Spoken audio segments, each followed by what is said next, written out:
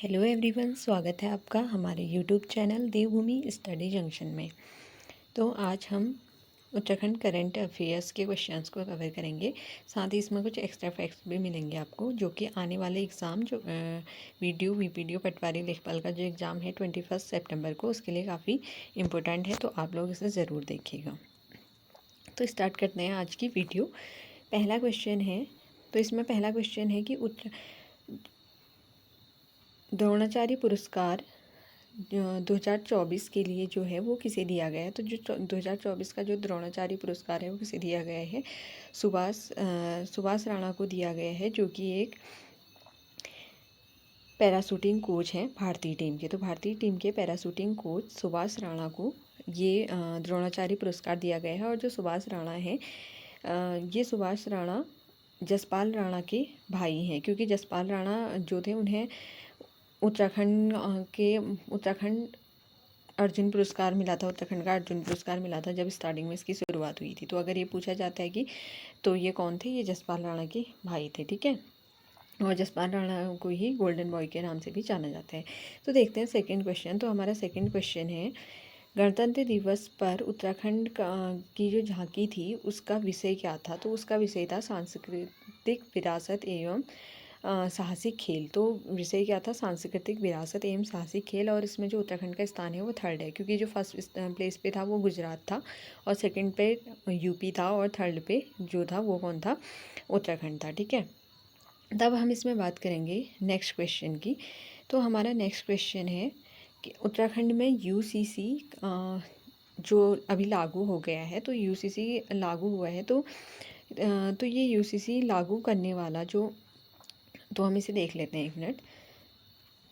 तो जो उत्तराखंड यूसीसी यहाँ पे लागू हुआ है, इसकी डेट पूछी जाती है कब लागू हुआ। तो जो यूसीसी लागू हुआ है वो कब हुआ है, यूसीसी लागू हुआ है 27 जनवरी 2025 को।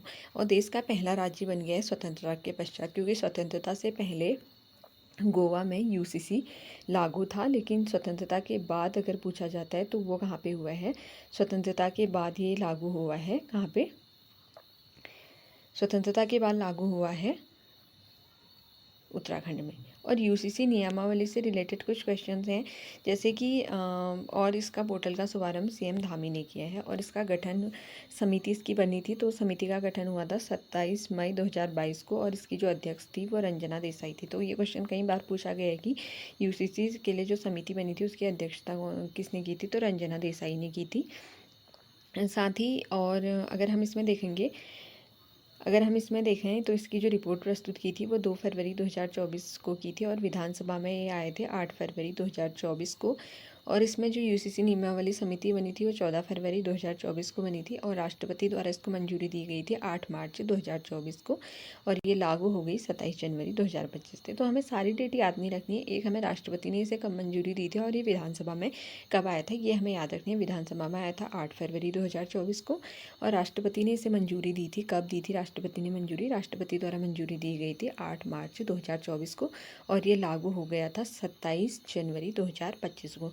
तो ये लागू होगा उत्तराखंड क्षेत्र में संपूर्ण, उत्तराखंड के बाहर रहने वाले व्यक्तियों पर भी ये लागू हो। लेकिन ये जो लागू नहीं होगा, तो ये लागू किस पे नहीं होगा, तो ये लागू नहीं होगा जो लोग अनुच्छेद 342 और 366 25 में आते हैं। तो इसमें कौन से लोग आते हैं, तो इसमें एसटी का बात है, क्योंकि जो एसटी है उसका रेशियो वैसे ही कम है, इस वजह से उन्हें इससे बाहर रखा गया है, ठीक है। अब हम यहाँ से कुछ और क्वेश्चंस देखते हैं। तो इसमें जो पहला क्वेश्चन है, राज्य का पहला कांच, तो इसमें पहला क्वेश्चन है कि राज्य का पहला कांच पुल कहाँ बनेगा। तो कांच पुल से रिलेटेड क्वेश्चन है कि राज्य का पहला कांच पुल बजरंग सेतु है, ये ऋषिकेश में बनेगा। तो ये कहाँ बनने वाला है, ये बनेगा ऋषिकेश में, ठीक है, ऋषिकेश में बनेगा। और इसकी लंबाई है 132 मीटर, चौड़ाई है 5 मीटर, और ये टिहरी और पौड़ी को जोड़ेगा। तो हमें ध्यान रखना है कि राज्य का पहला कांच का पुल बजरंग सेतु है, ऋषिकेश में बनेगा, लंबाई है 132, चौड़ाई है 5 मीटर, और टिहरी और पौड़ी को जोड़ेगा।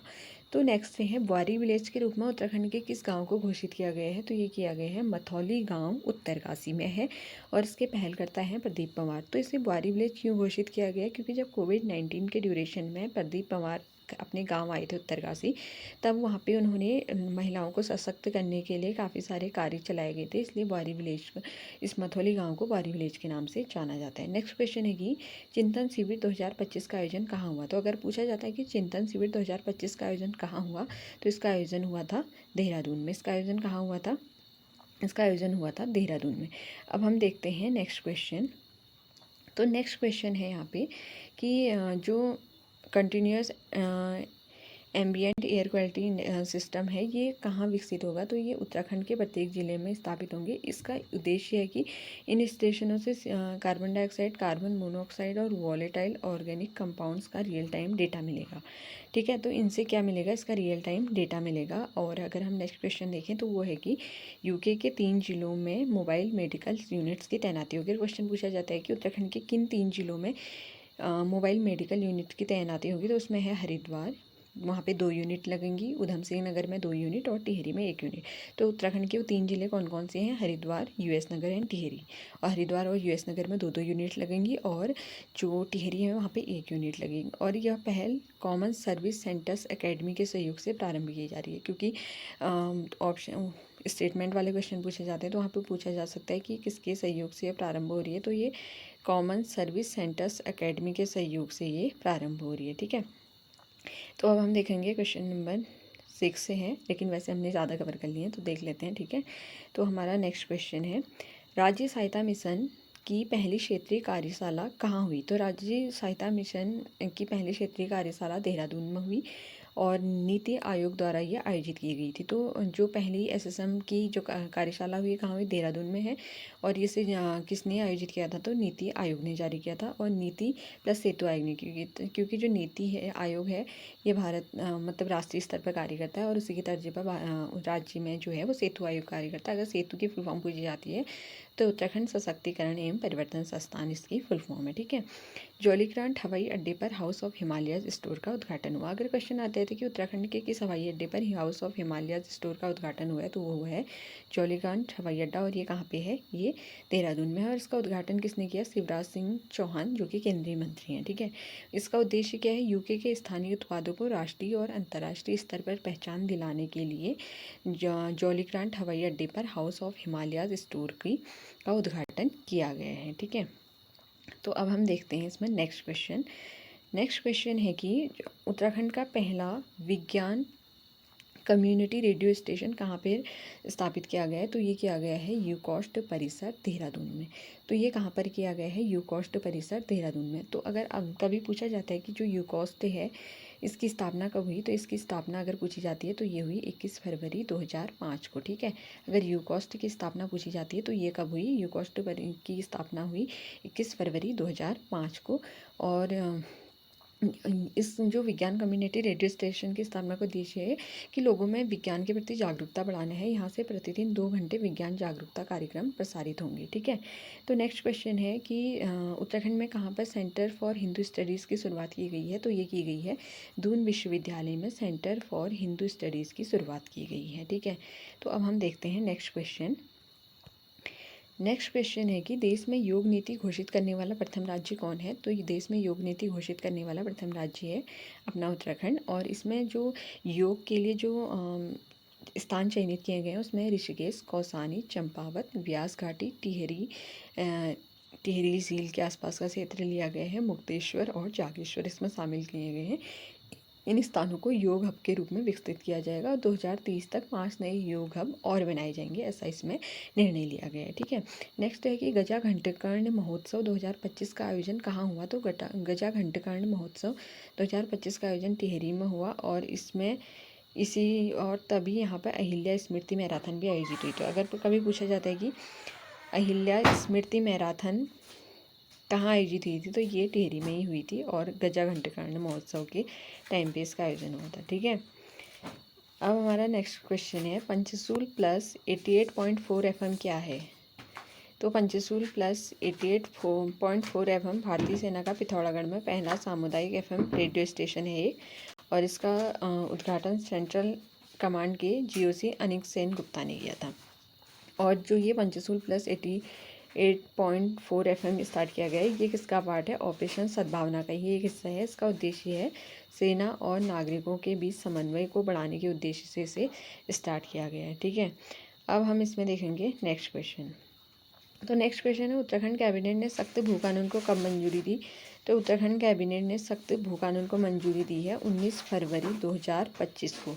तो अभी हमने देखा था यूसीसी कब था? यूसीसी था 27 जनवरी 2025 को, और अगर भू कानून की बात आती है तो इसे दी गई है 19 फरवरी 2025 को। नेक्स्ट क्वेश्चन है, मिस उत्तराखंड 2025 का खिताब किसे मिला? तो मिस उत्तराखंड 2025 का खिताब जीता है देहरादून की मेघना ठाकुर ने। अब देखेंगे नेक्स्ट क्वेश्चन। नेक्स्ट क्वेश्चन है, मॉडल ऑफ द ईयर 2025। तो मॉडल ऑफ द 2025 मिला है मानवी बिश्नोई ने अवार्ड जीता है। ठीक है, अब है next question, great backyard bird count GBBC 2025 में उत्तराखंड का कौन सा स्थान है? तो ये बर्ड काउंट है, इसमें उत्तराखंड का जो स्थान है वो सेकंड पोजीशन पर उत्तराखंड है। पक्षी प्रजातियों की गणना से रिलेटेड होता है। उत्तराखंड में जो पक्षियों की प्रजाति हुई जो ज्ञात हुई है वो कितनी हुई है? 446 हुई है, और इसके साथ उत्तराखंड दूसरे नंबर पर है। अगर हम बात करेंगे कि पहले नंबर पे कौन है, तो पहले नंबर पे वेस्ट बंगाल है, 543 वहाँ पे बर्ड पक्षियों की गणना हुई है। और अगर हम आसाम थर्ड पोजीशन पे, और वहाँ पे 414 हैं। तो ये थे हमारे आज के क्वेश्चंस, जिसमें हमने अप्रॉक्सीमेट 25 क्वेश्चंस कवर किए। अगर आपको वीडियो अच्छी लग रही है तो वीडियो को लाइक ज़रूर करना और कमेंट करना, साथ ही अपने दोस्तों के साथ भी शेयर करना। तो मिलते हैं जल्दी ही नेक्स्ट वीडियो के साथ।